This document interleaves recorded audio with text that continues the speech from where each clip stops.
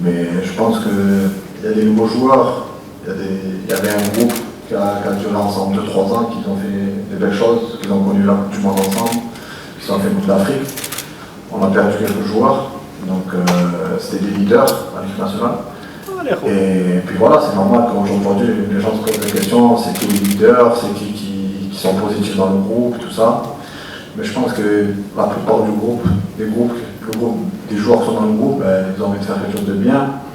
Il y a des jeunes, des gens qui ont plus d'expérience, et ça prend du temps. C'est pas comme en club, ça prend du temps. On vient ensemble 7-8 jours, c'est dur. Donc je pense qu'il faut nous laisser un peu de temps. Être exigeant avec l'équipe nationale, ça c'est sûr, parce qu'il faut avoir la mentalité de gagner. Mais je pense que du côté presse et tout, il faut un peu aussi aider les joueurs. Parce que si à la moindre des choses où on a un résultat qui est soit un match nul ou vous savez qu'on commence à toujours douter, je pense qu'on est en phase de construction. Donc il faut donner du temps aux coachs et aux joueurs. Et après c'est sûr qu'au mois de novembre déjà la compétition commence, la compétition sérieuse. Donc mais je pense qu'il faut aider tout le monde. Parce que sinon après ça devient difficile. Quand ça parle mal et tout, surtout le public marocain, il est influencé. Ici au Maroc, tout le monde, le foot c'est le sport numéro 1, donc je pense que les Marocains, ça peut être tous des entraîneurs.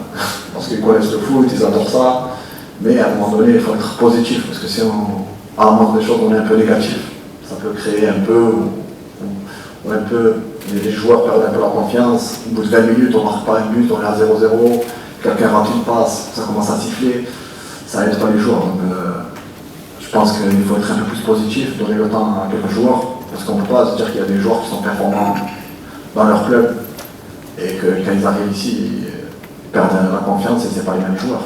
Donc je pense qu'il faut donner du temps, il faut donner la chance à tout le monde et écouter ce que le coach attend de nous. Et Inch'Allah, déjà dès le mois de novembre, on pourra être jugé plus. Moi, pour moi, c'est vrai que depuis que je rejoue à Benfica, je joue dans un poste plus comme un numéro 8.